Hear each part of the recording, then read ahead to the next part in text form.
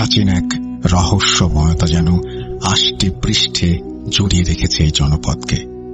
লোকমুখে ফেরা তার খ্যাতি মূলত এক ঐতিহ্যবাহী মন্দির আর তার গা ঘেঁষে সহস্র বছর ধরে দাঁড়িয়ে থাকা সুবিশাল এক বটবৃক্ষকে ঘিরে। এই প্রাচীন জোড়া নিদর্শনের থেকে সামান্য দূরেই আকাশপানে মাথা তুলে দাঁড়িয়ে 3 তলা বিশিষ্ট এক মাঝারি মাদ্রাসা, আর সেখানেই আমার নিয়তি টেনে নিয়ে এসেছিল আমাকে।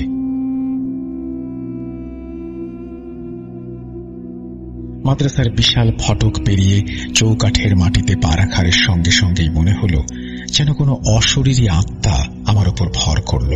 মাথার চুলগুলো অজান্তেই কেঁপে উঠল, আর রোমকূপগুলো এক অজানা ভীতিতে খাড়া হয়ে গেল। ঠিক সেই মুহূর্তে এক বিকট কর্কশ অট্টহাসি তীক্ষ্ণ তীরের মতো এসে বিদ্ধ করল আমার কর্ণকুহর, যা শুনে মনে হয়েছিল আমার বুকের ভেতরের কলিজাটি ছিটকে বেরিয়ে আসবে।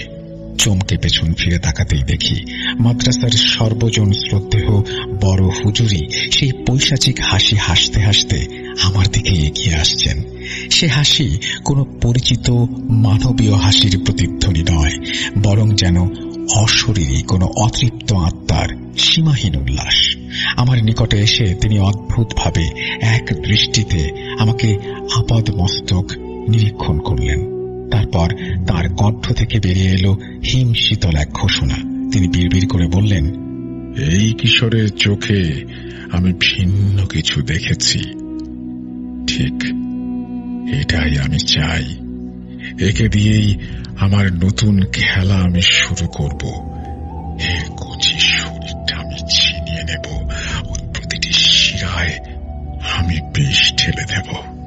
কথাগুলো শেষ না হতেই তার সবল আঙুলগুলো হিংস্র শকুনের মতো ছোঁ মেরে আমার মাথার চুল সজোরে মুঠি করে ধরল। আমি প্রায় হুমড়ি খেয়ে পড়ে যাচ্ছিলাম, অসহায় এক তৃণখণ্ডের মতো। কিন্তু সেই চরম মুহূর্তে আমার অবচেতন মন যেন খুঁজে নিল মুক্তির দিশা। আমার মুখ থেকে স্বতঃস্ফূর্তভাবে বেরিয়ে এলো পবিত্র কোরআনের বাণী, আউযু বিল্লাহি মিনাশ শাইতানির রাজিম। আশ্চর্যজনকভাবে আমার তিলাওয়াতের প্রতিটি ধ্বনি যেন অদৃশ্য তপ্ত শলাকার মতো আঘাত হানল বড় হুজুরের শরীরে। তিনি কয়েক পা পিছিয়ে থমকে দাঁড়ালেন। তার মুখে ফুটে উঠল তীব্র যন্ত্রণার জমাট বাঁধা ঘৃণার এক বিভৎস ছবি। তার রক্তাভ চোখ দুটো যেন জ্বলন্ত অঙ্গারের মতো দপদপ করতে লাগল। তিনি গর্জে উঠলেন, কিসের মন্ত্র পড়ছিস কে? বন্ধ কর তোর এই বিরক্তিকর মন্ত্রপাঠ। তাঁর কষ বেয়ে গড়িয়ে পড়ছিল লালা। বিকট এক জান্তব চিৎকার করে উঠলেন তিনি। সেই চিৎকারে মাদ্রাসার নিস্তব্ধতা খান খান হয়ে গেল। উপস্থিত কয়েকজন সাহসী শিক্ষক ও ছাত্ররা মুহূর্তের মধ্যে হতবিহ্বলতা কাটিয়ে অসীম সাহসিকতায় তাকে জাপটে ধরে মাদ্রাসার ভেতরে একটি কক্ষে টেনে হিঁচড়ে নিয়ে গেলেন এবং কোনো মতে দরজাটা ভেতর থেকে বন্ধ করে দিলেন। কিন্তু বন্ধ দরজার ওপাশ থেকেও ভেসে আসছিল হুজুরের প্রচণ্ড ধস্তাধস্তি, আস্ফালন, আর তার মুখ থেকে নির্গত অনর্গল বিভৎস গালিগালাজ, হুমকি ও পৈশাচিক গর্জন। সেই থেকে বড় হুজুরের ঘর যেন পরিণত হল এক জীবন্ত বিভীষিকায়। সেখান থেকে ভেসে আসত নানা অদ্ভুত লোমহর্ষক শব্দ, কখনো কোনো বন্দী আত্মার করুণ কান্নার সুর, যা শুনলে বুকের ভেতরটা মোচড় দিয়ে উঠত। মনে হতো কেউ বুঝি মুক্তির জন্য আকুল হয়ে ছটফট করছে। কখনো বা হিংস্র প্রাণীদের ক্রুদ্ধ গর্জন, যা রাতের নিস্তব্ধতাকে চিরে খান খান করে দিত। আবার কখনো গভীর রাতে ভেসে আসত দুর্বোধ্য ভাষায় মন্ত্রপাঠের ধ্বনি। হুজুরকে খাবার দেয়া হলে তিনি তা ঘৃণার সাথে ছুঁড়ে ফেলে দিতেন। দানবীয় এক উল্লাসে খাবারের বদলে তাজা রক্তপানির ইচ্ছা প্রকাশ করতেন। তার হাতের আঙুলগুলো শিকারী পাখির মতো বেঁকে গিয়েছিল। মনে হচ্ছিল তিনি ধীরে ধীরে মানুষ থেকে রূপান্তরিত হচ্ছেন এক ভয়াল শয়তানে। মাদ্রাসার বিজ্ঞ শিক্ষকেরা সকলেই দিশেহারা, কিংকর্তব্য বিমূঢ় হয়ে পড়লেন। অবশেষে এই নারকীয় পরিস্থিতি থেকে পরিত্রাণের আশায় সুদূর লালমনিরহাট থেকে প্যারানরমাল বিষয়ে অত্যন্ত অভিজ্ঞ এবং আধ্যাত্মিকভাবে শক্তিশালী একজন প্রাজ্ঞ আলেম শায়েখ জাকারিয়া সাহেবকে আমন্ত্রণ জানানো হল। শায়েখ জাকারিয়া সাহেব তার সমস্ত আধ্যাত্মিক প্রস্তুতি নিয়ে বড় হুজুরের কক্ষে প্রবেশ করতেই বড় হুজুরের দেহে আসর করা সত্তাটি কঠিন কর্কশ সুরে বলে উঠল, তুই এসেছিস জাকারিয়া, এবারে তোর মতো অবাধ্যটাকেও আমি ক্ষমা করে দিলাম। এখন যা, মনে রাখিস পরের বার যদি এদিকে পা বাড়াস তোর প্রতিটি অঙ্গ আমি ছিন্ন ভিন্ন করে তোর আত্মাকে নরকের আগুনে নিক্ষেপ করব। এই ভয়ঙ্কর হুমকির প্রত্যুত্তরে শায়েখ জাকারিয়া সাহেব বিসমিল্লাহ বলে সজোরে এক চর বসিয়ে দিলেন বড় হুজুরের গালে। চুপ, একদম চুপ। অতঃপর তিনি অতি সত্বর পকেট থেকে পান্নার মতো সবুজ বর্ণের এক অদ্ভুত সাপাকৃতির তসবিহ বের করে বজ্রকণ্ঠে কুরআনের আয়াত পড়তে পড়তে সেটি বড় হুজুরের কপালে চেপে ধরলেন। সঙ্গে সঙ্গে আক্রান্ত হুজুর যেন শত বৃশ্চিকের দংশনে জ্বলে উঠলেন। ক্ষিপ্ত বাঘের মতো ঝাঁপিয়ে পড়লেন জাকারিয়া হুজুরের ওপরে, তার কানের লতি কামড়ে ছিঁড়ে ফেললেন। রক্তের ধারা গড়িয়ে পড়ল শায়েকের কাঁধ বেয়ে। উপায়ন্তর না দেখে যন্ত্রণায় কাতর আহত জাকারিয়া সাহেব ভগ্ন মনোরথে সেখান থেকে প্রস্থান করতে বাধ্য হলেন। কয়েকদিন পর পিতার অসমাপ্ত কাজ সম্পূর্ণ করতে এলেন শায়েখ জাকারিয়ার সুযোগ্য পুত্র ইউসুফ। বড় হুজুরের অবস্থা পর্যবেক্ষণ করে তিনি দৃঢ় প্রত্যয়ের সঙ্গে বললেন, এর চিকিৎসা আমার কাছে আছে। ভেতর থেকে বড় হুজুরের অট্টহাসি শোনা গেল, পশুর মতো হিংস্র সেই হাসি। তুই নিজেকে আমার সমতুল্য মনে করেছিস? হায় হায় হায় হায়, আমায় স্বীকার কর। এই কথা বলেই সেই অশরীরী আত্মাকে প্রভাবিত করে হুজুর এক প্রচন্ড ধাক্কা ইউসুফকে ঘরের শক্ত মেঝেতে আছড়ে ফেললেন। ইউসুফের মাথাটা ফেটে রক্তে ভেসে গেল চারপাশ। লুটিয়ে পড়া ইউসুফকে দুহাত দিয়ে ধরে প্রচন্ড চাপে তার পাঁজরের হাড় ভেঙে কুড়িয়ে দিল। ইউসুফের শরীরটা তখন ধরফর করছিল, কিন্তু মুহূর্তেই সব নিস্তেজ হয়ে গেল। তার তরুণ প্রাণটি চোখের পলকে নিভে গেল। এক বিভৎস আর্তনাদ করে তার দেহটি নিথর হয়ে গেল। মাদ্রাসার বাতাসে শোকের রোল উঠল। অন্যান্য এলাকার বিখ্যাত আলেম ও ওলামারা মরিয়া হয়ে উঠলেন। দূর দূরান্ত থেকে এলেন ঝাড়ফুঁককারী এবং আধ্যাত্মিক ক্ষমতার অধিকারী সব চিকিৎসক, কিন্তু কেউই এই ভয়ানক শক্তিশালী আসরের কোনো কুল কিনারা করতে পারলেন না। তাবিজ কবজ, পানি পড়া, ঝাড়ফুঁক সবকিছুই ব্যর্থ হয়ে গেল। যেন এক অজেয় অদৃশ্য শক্তির বিরুদ্ধে এক অসম লড়াই। এইসব ভয়ঙ্কর শ্বাসরুদ্ধকর ঘটনা আর সহ্য করতে না পেরে আমি মাদ্রাসার প্রবীণ হাফেজ সাহেবের শরণাপন্ন হলাম। তার কাছে বড় হুজুরের এই মর্মান্তিক অবস্থার পেছনের বিস্তারিত কারণ জানতে চাইলাম। তার চোখ মুখে বিষণ্ণতার ছাপ, কণ্ঠস্বর ধরে আসছিল। তিনি ধীরে ধীরে বলতে শুরু করলেন, তুমি মাদ্রাসায় আসার পথে নিশ্চয়ই পথের ধারে সুবিশাল প্রাচীন এক বট গাছ দেখেছ। এলাকার সনাতন ধর্মাবলম্বীরা গভীরভাবে বিশ্বাস করে ওই বট বৃক্ষে স্বয়ং মহাদেব বাস করেন। শুধু তাই নয়, অনেক মুসলমান ওই গাছটিকে অলৌকিক শক্তি সম্পন্ন জাগ্রত পীরের আস্তানা মনে করত। কারণ জনশ্রুতি আছে, গাছটিকে যে কোনো ভোগ দিলে বা মানত করলে সে তৎক্ষণাৎ অলৌকিকভাবে তা গ্রহণ করত। এমনকি এলাকার অনেক মেয়েরাও গাছটিকে সন্তুষ্ট করতে ভক্তি ভরে নৃত্য পরিবেশন করত। যার নাচ সেই বৃক্ষবাসী সত্তার পছন্দ হতো, তার কপালে অলৌকিকভাবে রক্তের মাধ্যমে একটি টিপ এঁকে দেয়া হতো, যা সৌভাগ্যের প্রতীক হিসেবে বিবেচিত হতো। আর যার নাচ পছন্দ হতো না, তাকে দিতে হতো চরম মূল্য। নিজের হাত কেটে 10 ফোঁটা রক্ত সেই বৃক্ষতলে নিবেদন করতে হতো। যার উপরে বৃক্ষবাসী সত্তা সন্তুষ্ট হতো তাকে এলাকায় অত্যন্ত সম্মানীয় এবং গুরুত্বপূর্ণ ব্যক্তি হিসেবে গণ্য করা হতো। গাছটির প্রতি তাদের বিশ্বাস এতটাই গভীর ছিল যে অনেক সনাতন পণ্ডিত জোর গলায় বলতেন, এই নশ্বর পার্থিব জীবনে যদি তোমার ভগবানকে চোখে দেখা না হয়, তবে এই গাছটিকে দেখো, এটিই ভগবানের জীবন্ত জ্বলন্ত এক প্রমাণ। তারা তাদের বিশ্বাসের দৃঢ়তা প্রমাণ করতে আরো বলতো, দুনিয়ায় কোনো মানবীয় এবং দানবীয় শক্তি একসাথে মিললেও ওই গাছটিকে বিন্দু পরিমাণ কিছু করতে পারবে না, কোনো ক্ষতি করতে পারবে না। গাছটি কাটা তো দূরের কথা, অতীতে নাকি কিছু অতি উৎসাহী লোক ওই গাছ কাটার চেষ্টা করেছিল। তারা গাছটিতে প্রথম কোপ বসাতেই সেখান থেকে ঝরঝর করে তাজা রক্ত বেরোতে শুরু করে, আর এক অদৃশ্য কণ্ঠস্বর তাদের সতর্ক করে দেয়। কিন্তু সেই সতর্কতা উপেক্ষা করার স্পর্ধ দেখায় অনেকেই। সঙ্গে সঙ্গে একসাথে 6 জন মানুষ মর্মান্তিকভাবে মৃত্যুকে আলিঙ্গন করে। এই ঘটনায় মুসলমানরা খুবই বিভ্রান্ত ও শঙ্কিত হয়। তারা এটিকে সাধারণ জিনভূতের উপদ্রব বলে মানতে পারছিল না, কারণ দিনের আলোতেও গাছটির প্রভাব এত প্রবল ছিল। কিভাবে এই সত্তা মানুষের সঙ্গে স্পষ্ট ভাষায় কথা বলে এবং অন্যান্য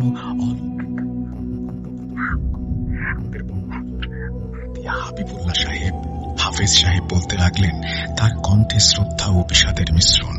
একজন অত্যন্ত শ্রদ্ধেয়, প্রজ্ঞাবান এবং প্রবীণ আলেম। তিনি এই মাদ্রাসার শুধু প্রধানই নন, তার ধর্মচিন্তা, আধ্যাত্মিক জ্ঞান এবং প্যারানরমাল শক্তির জন্য তিনি গোটা অঞ্চলে সুপরিচিত। তিনি তার গভীর জ্ঞান ও বিশ্বাস থেকে দৃঢ়ভাবে মনে করতেন ওই বটগাছের ঘটনাটি সাধারণ কোনো অলৌকিক ঘটনা নয়, বরং কোনো এক শক্তিশালী কাফের জিনের কারসাজি এটি, যে কিনা নিজেকে দেবতা প্রতিপন্ন করে মানুষকে, অর্থাৎ সাধারণ মানুষকে শিরকের পথে টানছে।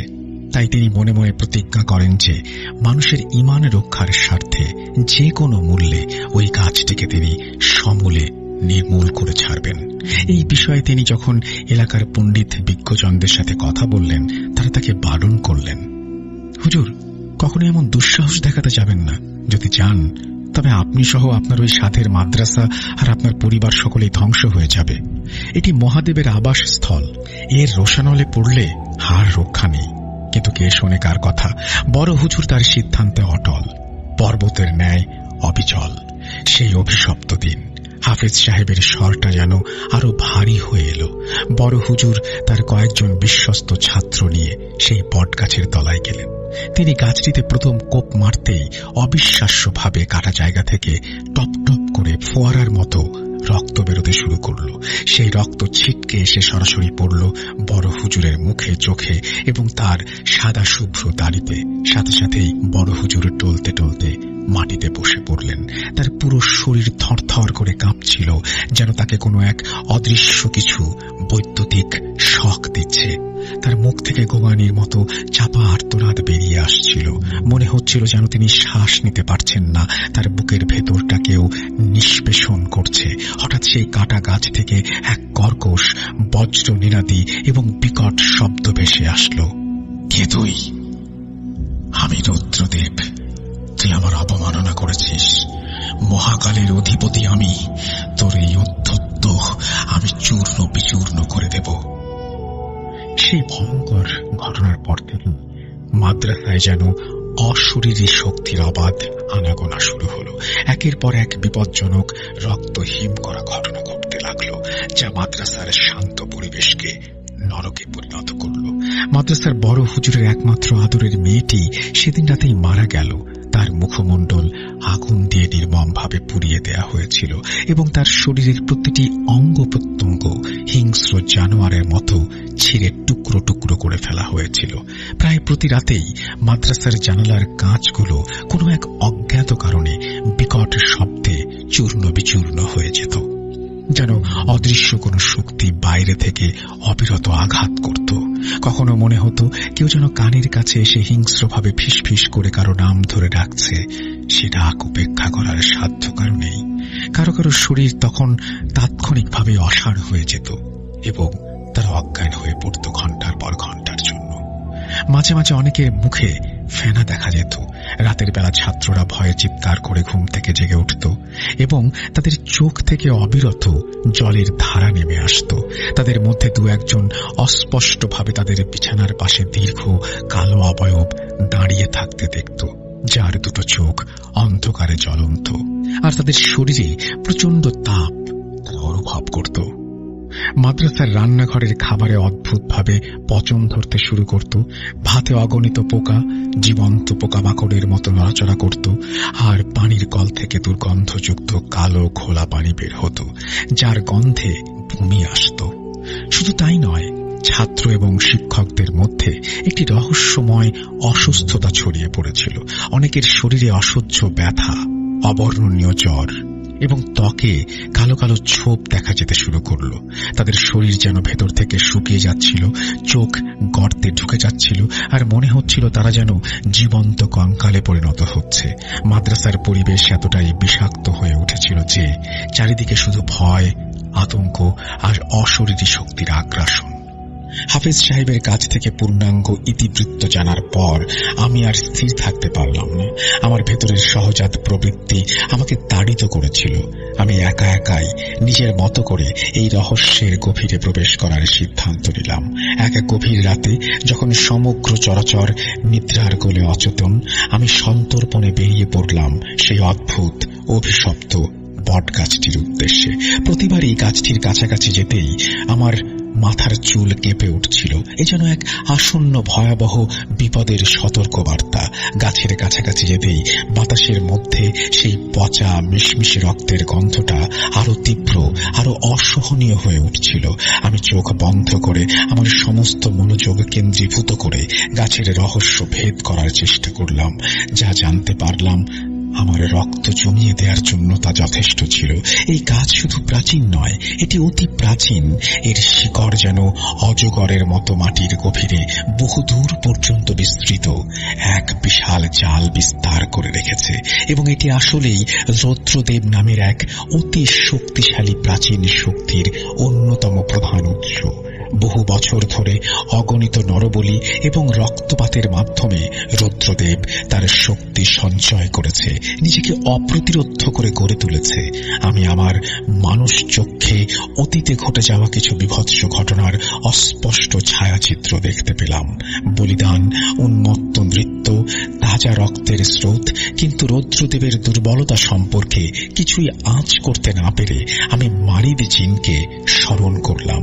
তিনি আমার আহ্বানে প্রকট হতেই আমি তাকে সসম্ভ্রমে জিজ্ঞেস করলাম, এই রৌদ্রদেব সম্পর্কে আপনি যা যা জানেন অনুগ্রহ করে তা আমাকে সবিস্তারে বলুন। তিনি গম্ভীর মুখে বললেন, রৌদ্রদেব হল শক্তিশালী ইফরিত জিনের বংশের এক অগ্রজ সদস্য। তার বড় ভাই বললেও ভুল হবে না। সে এতটাই ক্ষমতাধর এবং অহংকারী যে নিজেকে দেবতা বা প্রভু বলে দাবি করে। এই এলাকার সকল জিনেরা তাকে ভক্তি ভরে পূজা করে, এবং মানুষেরাও মন্দিরে তাদের আরাধ্য দেবতার পূজা করার আগে এই গাছটিকে পূজা করে তবেই মন্দিরে প্রবেশ করে। দুঃখের বিষয়, আমার সুবিশাল গ্রন্থাগারেও এমন কোনো গ্রন্থ নেই যেখানে তার দুর্বলতা সম্পর্কে কোনো সুস্পষ্ট তথ্য পাওয়া যেতে পারে। মারিদ জিন বিদায় নিতেই আমার সমগ্র শরীর এক অজানা আতঙ্কে কেঁপে উঠল। তাকিয়ে দেখি বটগাছটির প্রতিটি ডালপালা থেকে যেন শত শত অগ্নিদগ্ধ রক্ত লাল চোখ ভয়ঙ্কর প্রতিহিংসা পরায়ণ দৃষ্টিতে আমার দিকে তাকিয়ে আছে। আমি দ্রুত চোখ বন্ধ করে আমার পরম প্রিয় আত্মরক্ষার অব্যর্থ কবচ সূরা ইখলাস পড়তে শুরু করলাম। তখন সেই অসংখ্য অগ্নিদগ্ধ চোখগুলো সম্মিলিতভাবে কর্কশ স্বরে একসাথে আমাকে তিরস্কার করে উঠল। রৌদ্রদেব সহ তার সমস্ত দলবল আসলে এই সূরাটিকে ভয় পায়। এটি শুধু তিলাওয়াতের জন্য একটি সাধারণ সূরা নয়, এর পেছনে যে অসীম আধ্যাত্মিক শক্তি নিহিত আছে তা এই সকল অপশক্তির জন্য অত্যন্ত ভীতিকর এবং ধ্বংসাত্মক। এই মূল্যবান তথ্যটা জানার সঙ্গে সঙ্গেই আমার মনের গভীরে আশার এক ক্ষীণ আলো জ্বলে উঠল। কিন্তু কিভাবে এই জ্ঞান আমি বাস্তবে কাজে লাগাবো? সূরা ইখলাসের মুয়াক্কিলের সাহায্য পাওয়া তো মুখের কথা নয়। মুয়াক্কিল হলেন সেই ফেরেশতা যিনি মহান আল্লাহর আদেশে এই বিশেষ সূরার রক্ষণাবেক্ষণ ও কার্যকারিতার দায়িত্বে নিয়োজিত। তাকে আহ্বান করা কি আমার মতো কিশোরের পক্ষে সম্ভব? এই প্রশ্ন আমাকে আরো বেশি চিন্তিত করে তুলেছিল। একদিন গভীর রাতে আমি যখন ঘরে অত্যন্ত মনোযোগের সাথে বসে সূরা ইখলাস তেলাওয়াত করছিলাম, হঠাৎ আমার ঘরের জানালাটা বাইরে কোনো অদৃশ্য শক্তির প্রচন্ড ধাক্কায় সজোরে খুলে গেল। এক মৃত্যু শীতল বাতাস আমার শরীরে কাঁপুনি ধরিয়ে দিল। আমি চমকে চোখ তুলে তাকালাম। জানালার বাইরে নিকষ কালো অন্ধকারের মাঝে দুটো টকটকে চোখ জলজল করছে। রুদ্রদেব স্বয়ং আমাকে দেখছে। আমি সেই পরিচিত পৈশাচিক বিদ্রুপ মেশানো হাসিটা জমাট বাঁধা অন্ধকারেও যেন স্পষ্ট দেখতে পেলাম। বিষাক্ত সাপের ফোঁসফোঁসানির মতো শব্দে সে হিস হিস করা গলায় আমাকে বলে উঠল, তুই কি ভেবেছিস এই সামান্য মন্ত্রপাঠে আমার কিছু হবে? তোর স্পর্ধা দেখে আমি অবাক হচ্ছি।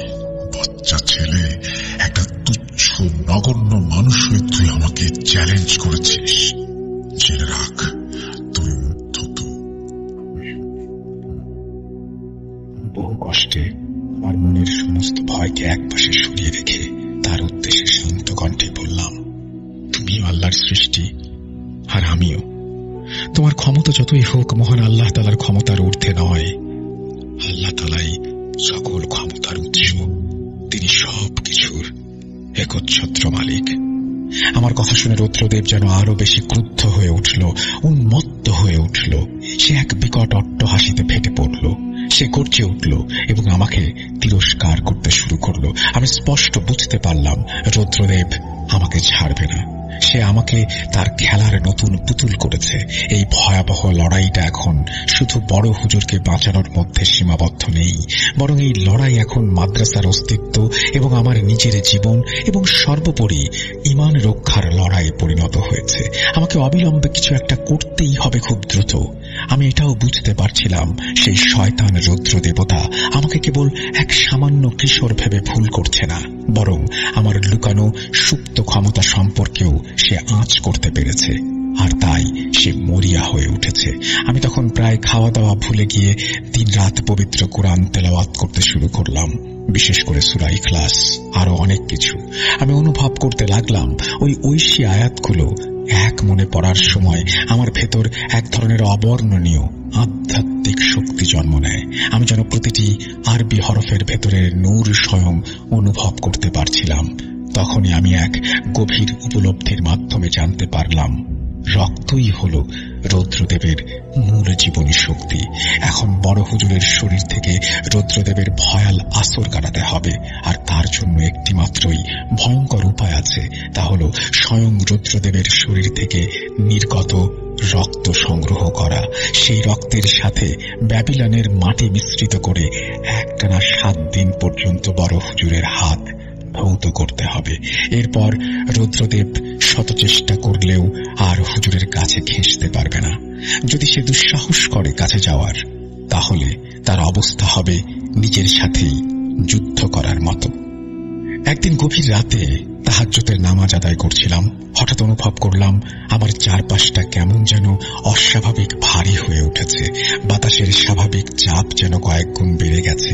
ঘরের এক কোণে রাখা কাঁচের পানির গ্লাসটা নিজে থেকেই থরথর করে কাঁপতে শুরু করেছে, যেন ভূমিকম্প হচ্ছে। আমার মাথার চুলগুলো আবারও কেঁপে উঠল। বিপদ অতি সন্নিকটে। আমি নামাজ শেষ করে সালাম ফিরিয়ে চোখ বন্ধ করলাম।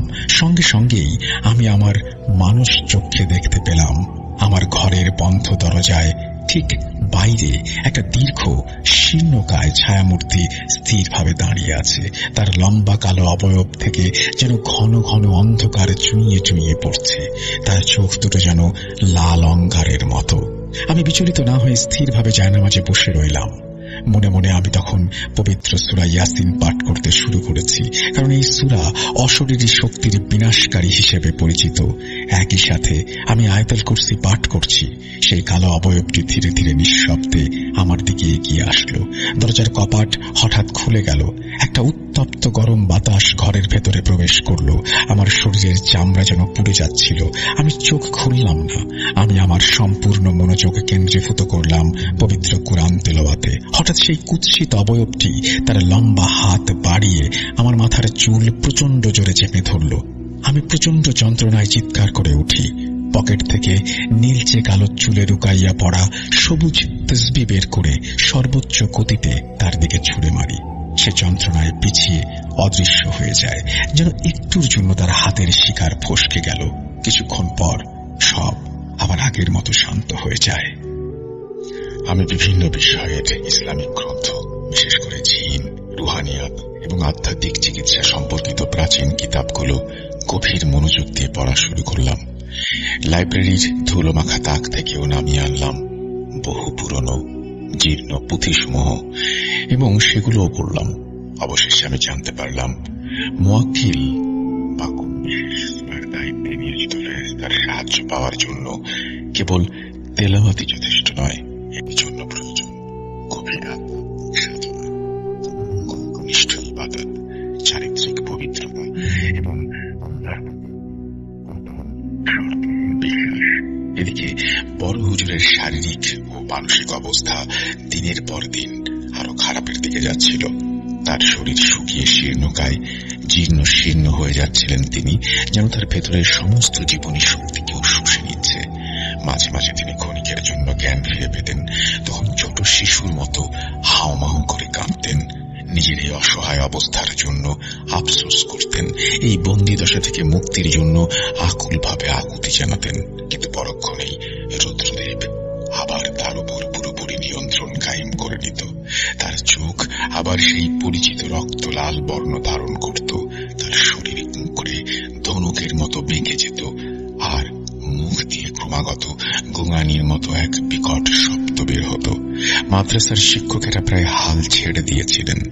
তারা বড় হুজুরকে অন্য কোনো চিকিৎসকের কাছে নিয়ে যাওয়ার কথা ভাবছেন, কিন্তু কেউই নিশ্চিত নন যে তাতেও বিন্দুমাত্র সমাধান হবে, কারণ ইতিমধ্যেই বহু অভিজ্ঞ আলেম এবং কবিরাজ তাদের সর্বোচ্চ চেষ্টা করেও ব্যর্থ হয়েছেন। আমি দিব্য চোখে দেখতে পাচ্ছিলাম বড় হুজুর হয়তো আর বেশি দিন এই অসহনীয় দৈহিক ও মানসিক দখল সহ্য করতে পারবেন না। একদিন আমি খবর পেলাম আগামী অমাবস্যার ঘোর কৃষ্ণপক্ষের রাতে মন্দিরের প্রধান পুরোহিত সেই বট গাছের নিচে এক বিশেষ পূজা ও বলিদান উৎসবের আয়োজন করেছে। এই বিশেষ পূজার মাধ্যমে রুদ্রদেব তার শয়তানি শক্তি আরো বহুগুণ বৃদ্ধি করবে। আমার ষষ্ঠ ইন্দ্রিয় সজাগ হয়ে উঠল। আমার মনে হলো এটাই আমার জন্য এক সুবর্ণ সুযোগ। এই অমাবস্যার রাতেই আমাকে আমার চূড়ান্ত চাল চালতে হবে। পুরোহিত যখন রুদ্রদেবের তুষ্টির জন্য পূজা ও আহুতিতে মগ্ন থাকবে, তখন হয়তো তার মূল শক্তি অন্যদিকে প্রবাহিত হবে, যা আমার জন্য বটগাছের গভীরে প্রবেশ করার এবং রুদ্রদেবকে দুর্বল করার এক অভাবনীয় সুযোগ। আমি সন্তর্পণে আমার পরিকল্পনা সাজাতে লাগলাম। আমার এই অভিযানে সফল হওয়ার জন্য প্রয়োজন হবে পূর্ণাঙ্গ মনোযোগ, অসীম সাহস, ধারণা আর আমার সমস্ত বিশেষ ক্ষমতা এবং আধ্যাত্মিক জ্ঞানের সঠিক ও সুপযোগী প্রয়োগ। আমি খুব ভালো করে জানতাম এটা এক ভয়ঙ্কর জীবন মরণ ঝুঁকি। আমার পরিকল্পনায় সামান্যতম ভুল হলেও আমার নিজের জীবন বিপন্ন হতে পারে। রুদ্রদেব আমাকে হয়তো হত্যা করে ফেলবে, অথবা তার চেয়েও ভয়াবহ আমার উপর ভর করবে, যেমনটা সে চেয়েছিল। কিন্তু আমার ভেতর থেকে এক অধীনা দৃঢ় কণ্ঠস্বর আমাকে বারবার বলছিল, ভয় পেও না,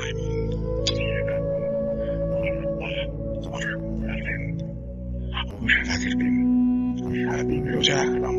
ইফতারের পর আমি দীর্ঘক্ষণ ধরে নফল নামাজ আদায় করলাম। দুই চোখে অশ্রু নিয়ে মহান আল্লাহর দরবারে কায় মনোবাক্যে সাহায্য প্রার্থনা করলাম।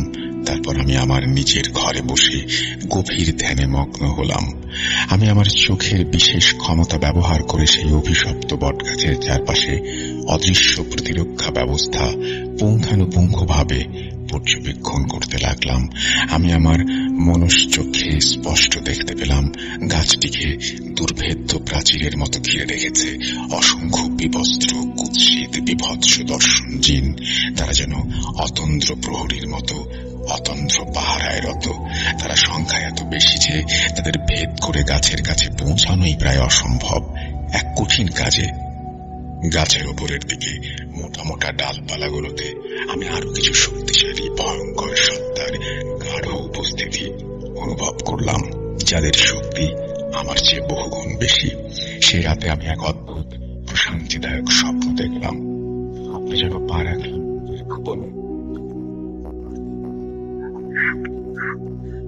মনকে আবিষ্ট করল ভয় আর উদ্বেগের ঘন ঘটা মুহূর্তে মিলিয়ে গেল এক জ্যোতির্ময় সত্তার স্পর্শে। সেই নূরের জ্যোতিতে আমার চোখ ধাঁধিয়ে গেল, তার স্নেহমাখা কণ্ঠ যেন অমৃত বর্ষণ। বিশ্বাস রেখো, জয় সুনিশ্চিত। আমার হৃদয় কথাগুলো কেটে গেল। আমি নতুন উদ্যমে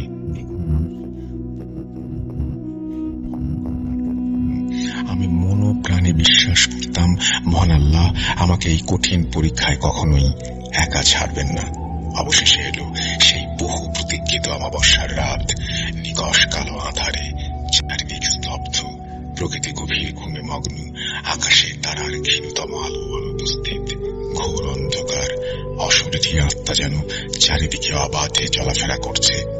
মাদ্রাসার সকলেই যখন রাতের আহার শেষে গভীর ঘুমে আচ্ছন্ন, আমি তখন নিঃশব্দে আমার ঘর থেকে বের হলাম।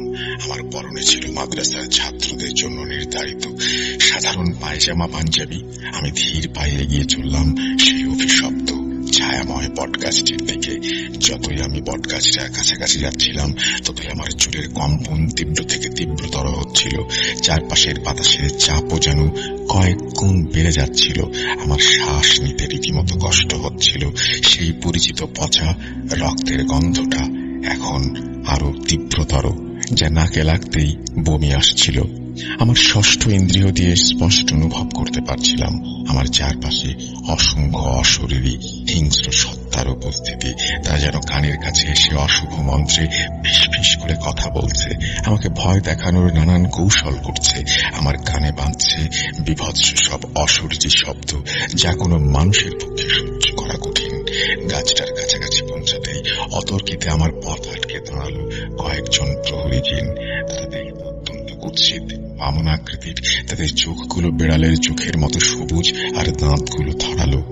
তারা হিংস্রভাবে হিস হিস করতে লাগলো। তাদের শরীর থেকে বিষাক্ত পচা ডিমের মতো গন্ধ বের হচ্ছিল। বড় বড় চোখ করে তারা একযোগে লৌহ মুষ্টির মতো প্রচন্ড শক্ত হাত দিয়ে আমার গলা চেপে ধরে। বুক ভরে একটা গভীর শ্বাস নিয়ে মনে মনে আয়াতুল কুরসি পাঠ করতে শুরু করলাম। কিন্তু যখনই তেলাওয়াত করছিলাম, তখনই যেন হাতে চাপ বাড়তে শুরু করলো। উপায়ান্তর না দেখে পকেট থেকে আবার সবুজ তসবিহ বের করে সজোরে তাদের মুখে আঘাত করি। দুটি অশরীরী ছাড়া সবাই দূরে ছিটকে পড়ে। ওই দুটি অশরীরীর হাত কিছুতেই গলা থেকে ছাড়াতে পারছিলাম না। মাথা প্রচন্ড গরম হয়ে গেল। আমি দাঁত দিয়ে ওই অশরীরীর হাত ছিঁড়ে ফেলার চেষ্টা করি। প্রচন্ড রাগ থাকা সত্ত্বেও কেন যেন নিজেকে হিংস্র মনে হচ্ছিল। এখন পথ পুরো ফাঁকা। এই অভাবনীয় সুযোগের সদ্ব্যবহার করে এক মুহূর্ত দেরি না করে দ্রুত পায়ে আমি এগিয়ে চললাম বটগাছটার গুড়িটার দিকে। বিশাল বটগাছটার নিচে তখন পুরোদমে চলছিল সে আদিম কুসংস্কারাচ্ছন্ন ভয়ঙ্কর উৎসব। মন্দিরের প্রধান পুরোহিত, যার পরনে ছিল রক্ত লাল রঙের রেশমি কাপড়, সে একটা বিশাল আগুনের কুণ্ডলীর সামনে চোখ বন্ধ করে বসে দুর্বোধ্য ভাষায় মন্ত্র পাঠ করছিল। তার চারপাশে ঘিরে বসেছিল আরো কয়েকজন সহযোগী। তাদের সবারই চোখ মুখে ভয়ের সাথে মিশে আছে এক ধরনের উন্মত্ততা।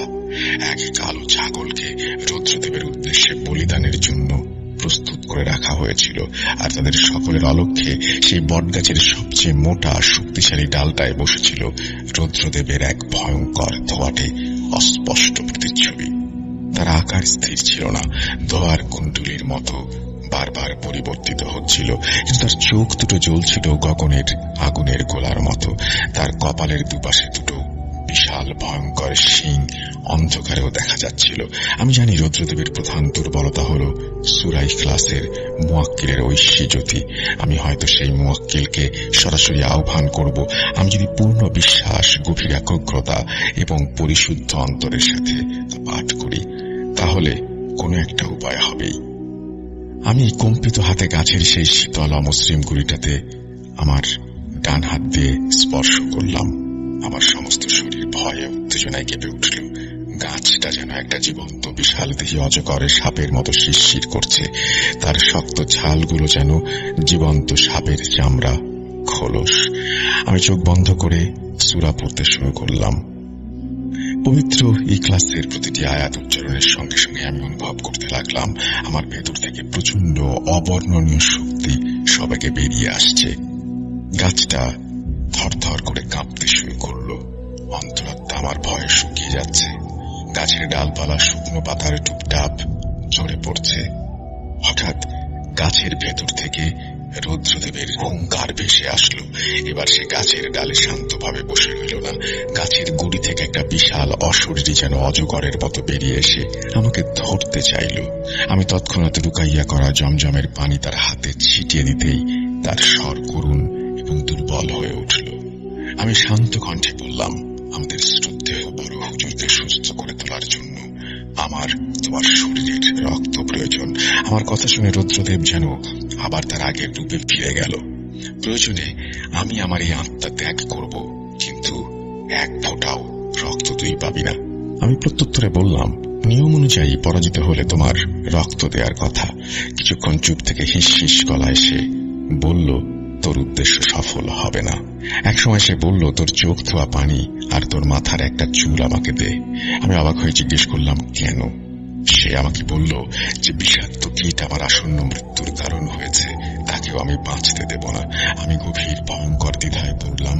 এদিকে ছিল এক প্রিয় মাদ্রাসার শিক্ষক, অন্যদিকে ছিল আমার নিজের জীবন, আমার পরিবারের সাথে নিরাপদে বেঁচে থাকার স্বাভাবিক ইচ্ছা। পরিস্থিতি এতটাই জটিল ছিল যে আমাকে মুহূর্তের মধ্যে একটি কঠিন সিদ্ধান্ত নিতে হলো। আমি আমার জীবনের ঝুঁকি থাকা সত্ত্বেও রাজি হলাম। আমি বড় হুজুরকে বাঁচাবো যে কোনো মূল্যে। এই ঘটনাটি 7 দিন পর হঠাৎ রাতে হাঁপাতে হাঁপাতে এবং অত্যন্ত চিন্তিত অবস্থায় আমার বন্ধু মারিদ জিন আমার কাছে এসে উপস্থিত হলো। তার চোখ মুখে ছিল চরম উদ্বেগ আর অসহায় ছাপ। সে প্রায় কাঁদতে কাঁদতে বলল, হায়মান, সর্বনাশ হয়ে গেছে, সব শেষ। তুমি দ্রুত চলো আমার সাথে। আমার একমাত্র আদরের মেয়ে এক অজানা ভয়ঙ্কর রোগে আক্রান্ত হয়েছে, যে রোগ সম্পর্কে আমি একজন জিন হয়েও বিন্দু মাত্র অবগত নই। তার মাথার চুলের গোড়া ফেটে রক্ত বের হচ্ছে, আর তার চোখ দুটো থেকে তাজা রক্ত অঝরে ঝরে পড়ছে। ঠিক সেই মুহূর্তে যখন আমি চরম হতাশায় নিমজ্জিত, হঠাৎ 3টি উজ্জ্বল জ্যোতির্ময় আলোকময় সত্তা আমার সামনে প্রকট হলেন। তাদের শরীর থেকে এমন তীব্র নূর বিচ্ছুরিত হচ্ছিল যে আমার চোখ ধাঁধিয়ে যাচ্ছিল। তারা সৌম্য কণ্ঠে আমার উদ্দেশ্যে বললেন, হে আল্লাহর অনুগত বান্দা, তোমার একনিষ্ঠতা, তোমার ত্যাগ এবং তোমার গভীর ঈমানে আমরা সন্তুষ্ট। এরপর তাদের মধ্যে একজন বললেন, আমার নাম আব্দুল ওয়াহেদ। তুমি এই মুহূর্তে যেই হালাল খাদ্যই খেতে চাইবে, আমি আল্লাহর হুকুমে তা এনে দেব। অন্যজন বললেন আরো অনেক কথা। আমি বললাম, অনুগ্রহ করে আমাকে দ্রুত বলুন, আমার বন্ধু মারিদ জিনের কন্যার কি হয়েছে, কেন সে এরকম ভয়ঙ্কর রোগে আক্রান্ত হয়েছে। তিনি গম্ভীর স্বরে বললেন, শোনো আয়মান, আসল ঘটনা হলো বিগত 7 দিন পর্যন্ত তুমি তোমার নিজের চোখ ধোয়া পানি এবং মাথার চুল সেই শয়তানের রুদ্রদেবের হাতে সমর্পণ করেছিলে। সে প্রতিদিন তোমার দেয়া সেই জিনিসগুলো নিয়ে এক অন্ধকারাচ্ছন্ন গোপন জায়গায় লুকিয়ে রাখত এবং সেগুলোর উপরে কালো জাদু করত। তুমি ধীরে ধীরে মৃত্যুর কোলে ঢলে পড়ো। আর এদিকে তোমার প্রতি অগাধ ভালোবাসা বশত মারিদের কন্যা প্রতিদিন গোপনে রুদ্রদেবকে পর্যবেক্ষণ করত, আর অগোচরে তোমার রেখে যাওয়া চুল এবং চোখ ধোয়া পানির জায়গায় নিজের চুল এবং চোখ ধোয়া পানি রেখে যেত পরম মমতায়। আর এই কারণেই সে ধীরে ধীরে সেই কালো জাদুতে আক্রান্ত হয়। আমি চরম উত্তেজিত এবং উদ্বিগ্ন হয়ে বললাম, আমি কিভাবে তাকে এই ভয়ঙ্কর অবস্থা থেকে রক্ষা করব? আমাকে দ্রুত উপায় বলুন। তিনি শান্ত কণ্ঠে বললেন, তাকে এই অবস্থা থেকে বাঁচানো খুব কঠিন, প্রায় অসম্ভব, কিন্তু তুমি যদি চাও তাহলে আমরা এই 3 জন একসাথে মিলে আল্লাহর ইচ্ছায় আরেকবার চেষ্টা করতে পারি। আমি রাজি হলাম। তারা 3 জন একসাথে অত্যন্ত সুমধুর স্বর্গীয় কণ্ঠে সূরা পড়তে শুরু করল। মারিদ কন্যার চোখে এবং মাথায় আলতো করে হাত বোলাতেই এক অভাবনীয় ঘটনা ঘটল।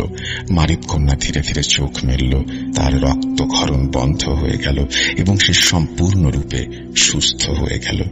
সেই অভিশপ্ত বিশাল বটগাছটা হঠাৎ এক বিকট কান ফাটানো শব্দে মড়মড় করে ঠিক মাঝখান থেকে দুভাগ হয়ে গেল, যেন গাছের ভেতর থেকে কোনো শক্তিশালী বোমা ফেটে বেরিয়ে এসেছে। পরদিন সকালে মাদ্রাসা এবং আশেপাশের গ্রামগুলোতে এক তুমুল হইচই পড়ে গেল। বাতাসের আগে খবর ছড়িয়ে পড়ল যে গত রাতের আঁধারে এলাকার সেই 5 শতাব্দী প্রাচীন রহস্যময় বটগাছটি কোনো এক অজ্ঞাত কারণে বিকট শব্দে ভেঙে দুভাগ হয়ে গেছে। গাছের যে অংশে একসময় হুজুর কোপ মেরেছিল এবং যেখান থেকে রক্ত ঝরছিল, সেখানে এখন শুধু শুকনো প্রাণহীন কাঠ, কোনো রক্তের চিহ্ন মাত্র নেই। আর আমাদের বড় হুজুর আল্লাহর অশেষ রহমতে সম্পূর্ণ সুস্থ এবং স্বাভাবিক হয়ে ওঠেন। সেদিন সকালে ফজরের নামাজের সময় তিনি নিজেই হেঁটে মসজিদে আসেন। তার চেহারায় দীর্ঘদিনের অসুস্থতার কোনো প্রকার মলিন ছাপ নেই। তার মুখমণ্ডল দেখা যাচ্ছিল অত্যন্ত সতেজ। বড় হুজুর সম্পূর্ণরূপে সুস্থ হওয়ার পর মাদ্রাসার পরিচালনার দায়িত্ব পুনরায় নিজের কাঁধে তুলে নেন। কয়েকদিন পর একদিন দুপুরে তিনি আমাকে তার খাস কামরায় ডেকে পাঠান। আমি কিছুটা শঙ্কিত মনেই হাজির হই। বড় হুজুর আমার দিকে কিছুক্ষণ স্থির অন্তর্ভীতি দৃষ্টিতে তাকিয়ে রইলেন। তার চোখে ছিল এক ধরনের গভীর স্নেহমাখা অভিব্যক্তি। তারপর তিনি অত্যন্ত শান্ত গলায় বললেন, আমার প্রিয় ছাত্র, আমি হয়তো আসরগ্রস্ত অবস্থায় সবকিছুই বিস্মৃত হয়েছি, কিন্তু আমার অবচেতন মন ছিল টুকরো স্মৃতি এখনো ধরে রেখেছে সে। আমি আমার অন্তর দিয়ে অনুভব করতে পারছি আমার এই অপ্রত্যাশিত অলৌকিক মুক্তির পেছনে তোমার কোনো না কোনো বিশেষ ভূমিকা অবশ্যই আছে। সেই অসহ্য ভয়ঙ্কর যন্ত্রণার রাতে যখন আমি মৃত্যুর সাথে পাঞ্জা লড়ছিলাম, যখন নিকষ কালো অন্ধকার আমাকে গ্রাস করেছিল, তখন আমি বারবার তোমার পরিচিত কণ্ঠস্বর শুনতে পেয়েছিলাম। আমি নীরব রইলাম, কিছুই বললাম না। বড় হুজুর আমার নীরবতা দেখে হেসে বললেন, বাবা আয়মান, আল্লাহ রাব্বুল আলামিন তোমাকে বিশেষ কিছু ক্ষমতা দিয়েছেন, সাধারণ মানুষের চোখে যা কখনোই ধরা পড়বে না। তুমি তোমার ছোট্ট চোখ দিয়ে তাই দেখতে পাও যা অন্যরা অনুভব করতে পারে না। তুমি তোমার অন্তর দিয়ে অনুভব করতে পারো সব। তবে একটা কথা সব সময় মনে রেখো, এই আধ্যাত্মিক পথে যেমন মহান আল্লাহর অশেষ সাহায্য রহমত আছে, তেমনি পদে পদে শয়তানের ধোঁকা ও প্রলোভনও আছে। অদৃশ্য জগৎ অত্যন্ত রহস্যময়, জটিল এবং ক্ষেত্র বিশেষে খুবই বিপজ্জনক। তাই সবসময় সতর্ক থেকো, আল্লাহর উপরে ভরসা রেখো, কখনো সত্যের পথ থেকে বিচ্যুত হও না। আমি ধীরে ধীরে মাথা তুলে হুজুরের দিকে তাকালাম এবং তাকে বললাম, হুজুর, আমি শুধু সাধ্যমতো আমার ইমানি দায়িত্ব পালন করার চেষ্টা করেছি। বড় হুজুর তার উষ্ণ হাত আমার মাথায় রেখে আশীর্বাদ করলেন। আল্লাহ তোমার মঙ্গল করুন। তার কক্ষ থেকে বেরিয়ে আসার সময় এলাকার বিভিন্ন আকাশ থেকে জমে থাকা কালো অশুভ মেঘের ঘন ছায়া চিরতরে বিদায় নিল। তো এই